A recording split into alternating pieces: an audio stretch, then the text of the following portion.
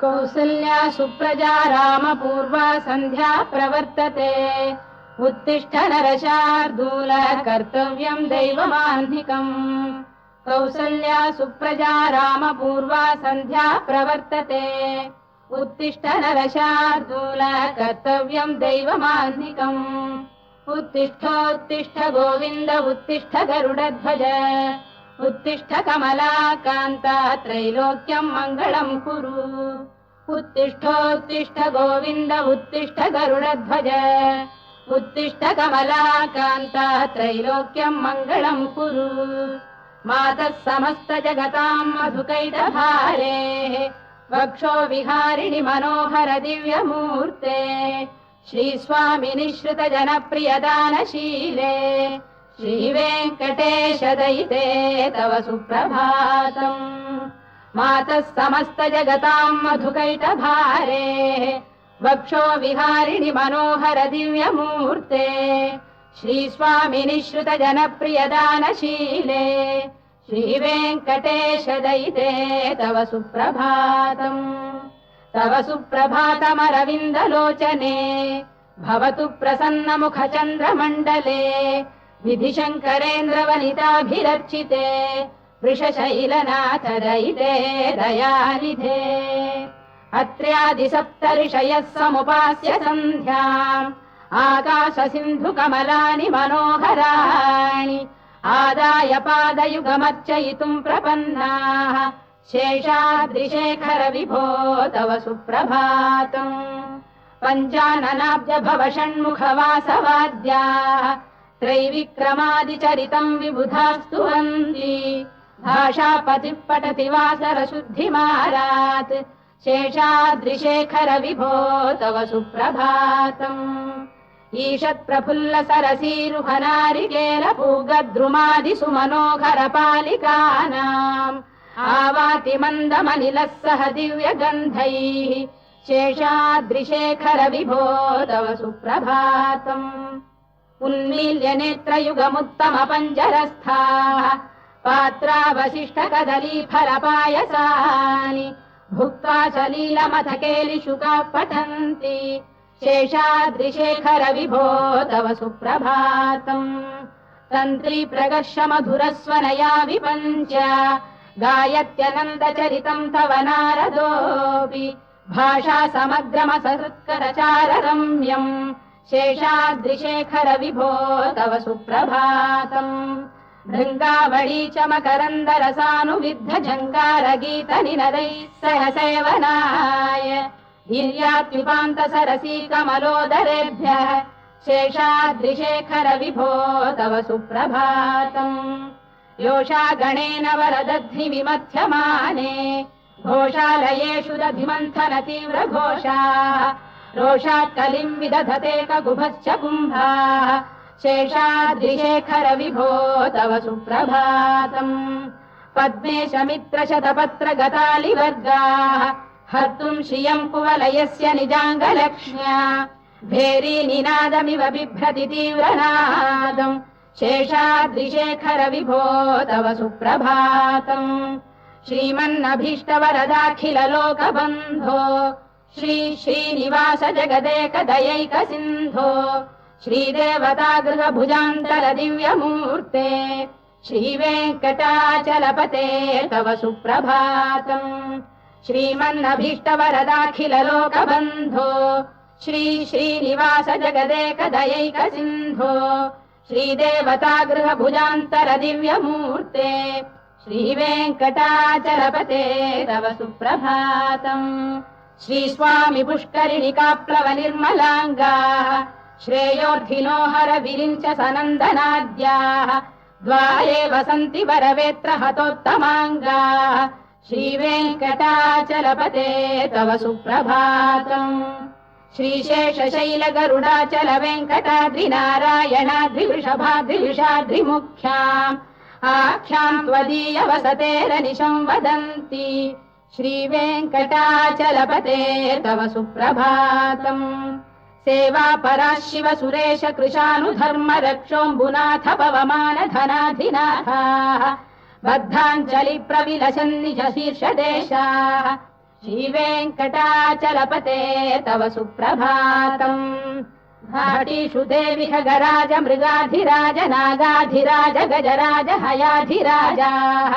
स्वस्वाधिकारमहिमाधिकमर्थयन्ते श्रीवेङ्कटाचलपते तव सुप्रभातम् सूर्येन्दुभौमबुधवाक्परिकाव्यसौरिस्वर्भानुकेतुदिविषत्परिषत्प्रधानाः त्वद्दासदासचरमावधिदासदासाः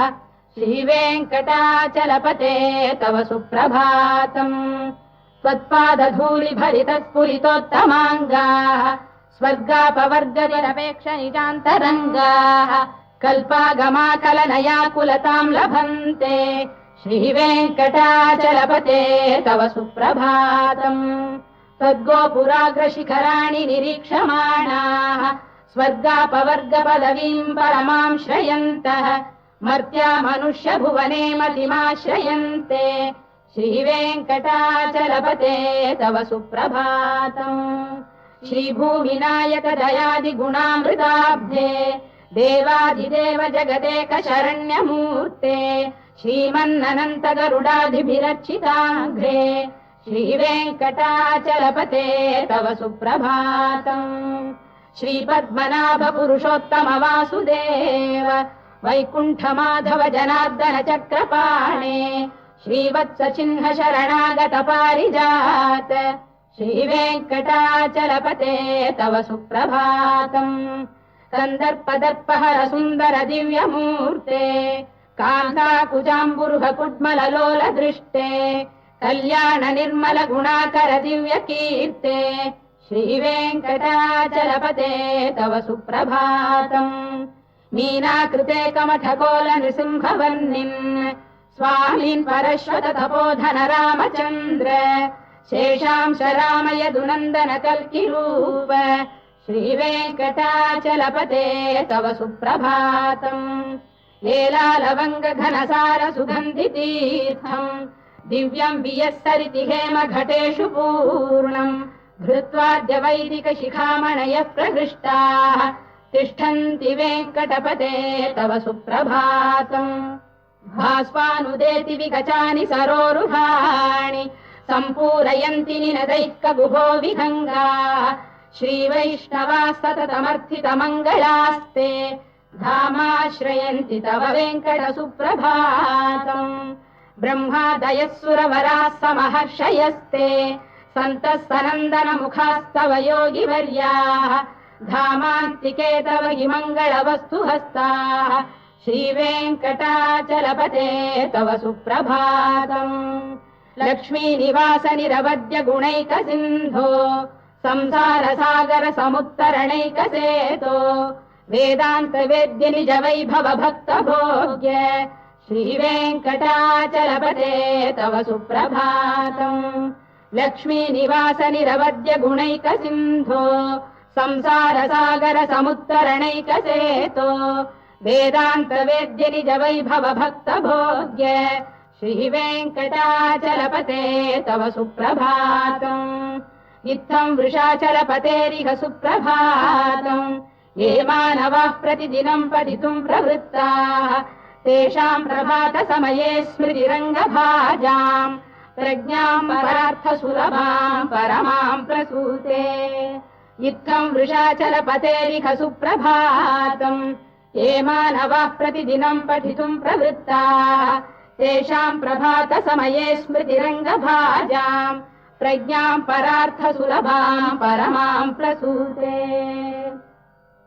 कमलाकुचूचुक कुङ्कुमतो नियतारुणितातुलनीलतनो कमलायतलोचन लोकपते विजयी भव वेङ्कटशैलपते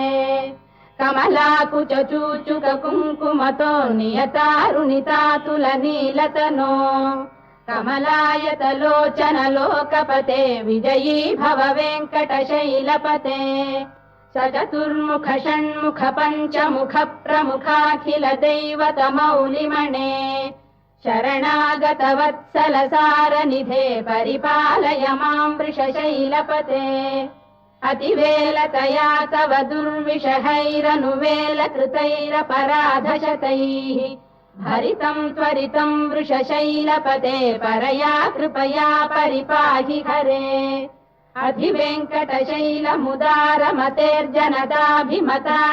अधिवेङ्कटशैलमुदारमतेर्जनदाभिमताधिकदानरतात् परदेवतया गदितान्निगमै कमलादयितान्न परम् कलये कलवेणुरवावशगोपवधूशरकोटिवृता स्मरकोटिसमात् प्रतिवल्लविकाभिमतात् सुखदात् वसुदेवसुतान्न परम् कलये अभिरामगुणाकरदाशरथे जगदेकधनुर्धर धीरमते रघुनायक राम रमेश विभो वरदो भवदेव दया जलधे अवनीतनया कमनीयकरम् रजनीकरचारुमुखाम्बुरुहम् रजनीचर राजतमो मिहिरम् महनीयमहम् रघुराममये सुमुखम् सुहृदम् सुलभम् सुखदम् स्वनुजम् च सुखाय ममोघशरम् अपहाय रघुद्वहमन्यमहम् न कथञ्चन कञ्चन जातु भजे विना वेङ्कटेशम् ननाथो ननाथ सदा वेङ्कटेशम् स्मरामि स्मरामि हरे वेङ्कटेश प्रसीद प्रसीद प्रियम् वेङ्कटेश प्रयच्छ प्रयच्छ विना वेङ्कटेशम् ननाथो ननाथ सदा वेङ्कटेशम् स्मरामि स्मरामि हरे वेङ्कटेश प्रसीद प्रसीद प्रियम् वेङ्कटेश प्रयच्छ प्रयच्छ अहम् दूरतस्ते पदाम्भोजयुग्म प्रणामेच्छयागत्य सेवाम् करोमि सकृत्सेवया नित्यसेवा फलम् त्वम् प्रयच्छ प्रयच्छ प्रभो वेङ्कटेश अज्ञानिना मया दोषानशेषान् विहितान् हरे क्षमस्वत्वम् क्षमस्वत्वम् शेषशैलशिखामणे अज्ञानिना मया दोषानशेषान् विहितान् हरे क्षमस्वत्वम् क्षमस्वत्वम् शेषशैलशिखामणे ईशानाम् जगतोऽस्य वेङ्कटपतेर्विष्णोः पराम् प्रेयसीम् तद्वक्षस्थलनित्यवासरसिकाम् तत्क्षान्तिसंवर्धिनीम् पद्मालङ्कृतपाणिपल्लवयुगाम् पद्मासनस्थाम् श्रियम् वात्सल्यादिगुणोज्ज्वलाम् भगवतीम् वन्दे जगन्मातरम् ईशानाम् जगतोऽस्य वेङ्कटपतेर्विष्णोः पराम् प्रेयसीम् तद्वक्षस्थलनित्यवासरसिकाम् तत्क्षान्तिसंवर्धिनीम् पद्मालङ्कृतपाणिपल्लवयुगाम् पद्मासनस्थाम् श्रियम् वात्सल्यादिगुणोज्ज्वलाम् भगवतीम् वन्दे जगन्मातरम् श्रीमन्कृपाजलनिधे कृत सर्वलोक सर्वज्ञ शक्तनतवत्सल सर्वशेषिन् स्वामिन् सुशील सुलभाश्रित पारिजात श्रीवेङ्कटेश चरणौ शरणम् प्रपद्ये श्रीमन्कृपाजलनिधे कृत सर्वलोक सर्वज्ञ शक्तनतवत्सल सर्वशेषिन् स्वामिन् सुशील सुलभाश्रित पारिजात श्रीवेङ्कटेश चरणौ शरणम् प्रपद्ये आनूपुरार्पित सुजात सुगन्धि पुष्प सौरभ्य सौरभकरौ समशन्निवेशौ सौम्यौ सदानुभवनेऽपि नवानुभाव्यौ श्रीवेङ्कटेश चरणौ शरणम् प्रपद्ये सद्यो विकासि समुदित्वरसान्द्र राग सौरभ्य निर्भर सरोरुह साम्यवार्ताम् सम्यक्षु साहसपदेषु विलेखयन्तौ श्रीवेङ्कटेश चरणौ शरणम् प्रपद्ये रेखामयध्वज सुधाकलशातपद्रवज्राम्बुशाम्बुरुह कल्पक शङ्ख चक्रैः भव्यैरलङ्कृततलौ परतत्त्वचिह्नैः श्रीवेङ्कटेश चरणौ शरणम् प्रपद्ये ताम्रोदरद्युतिपराजित पद्मरागौ बाह्यैर्महोभिरभिभूत महेन्द्रनीलौ उद्यन्नखांशुभिरुदस्त शशाङ्कभासौ श्रीवेङ्कटेश चरणौ शरणम् प्रपद्ये सप्रेम भीति कमलाकर पल्लवाभ्याम् संवाहनेऽपि सबदिक्लममादधानौ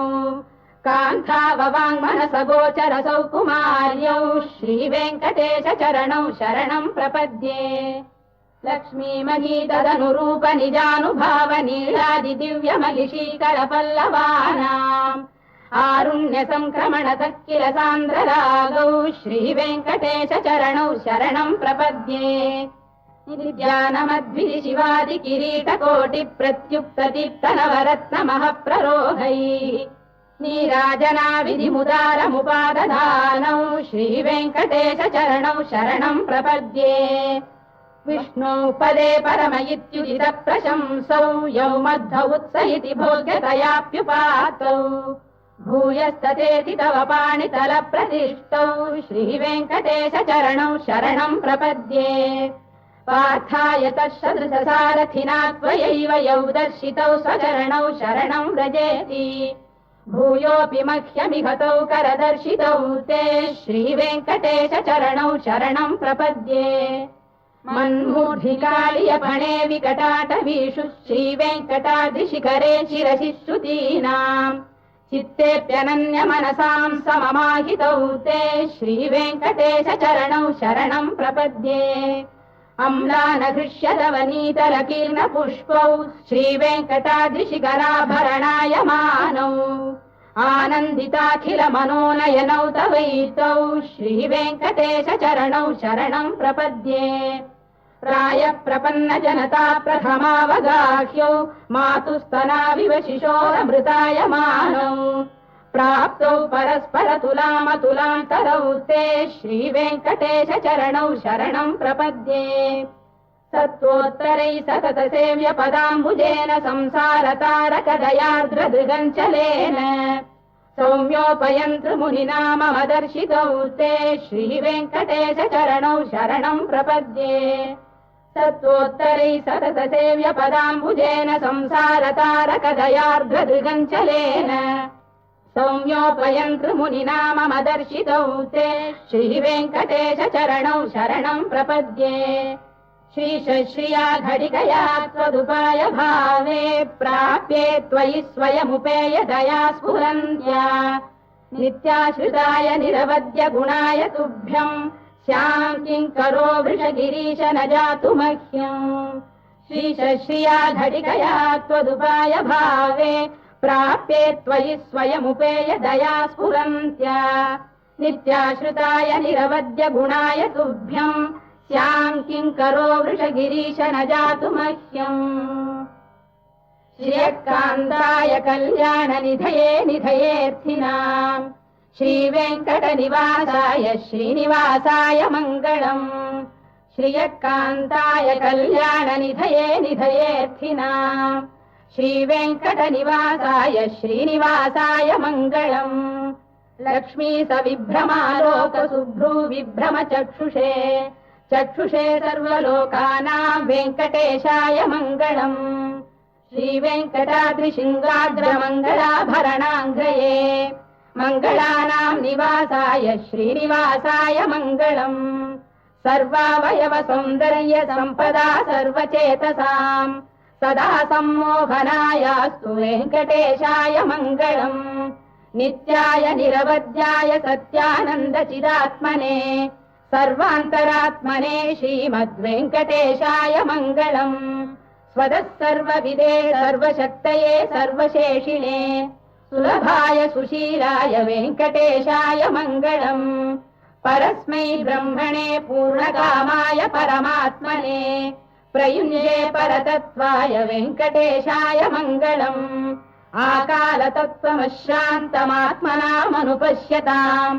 अतृप्त्यमृतरूपाय वेङ्कटेशाय मङ्गलम् प्रायस्वचरणौ पुंसाम् शरण्यत्वेन पाणिना कृपयाधिशते श्रीमद्वेङ्कटेशाय मङ्गलम् दयामृततरङ्गिण्यास्तरङ्गैरिव शीतलैः अभाङ्गैः सिञ्चते विश्वम् वेङ्कटेशाय मङ्गलम्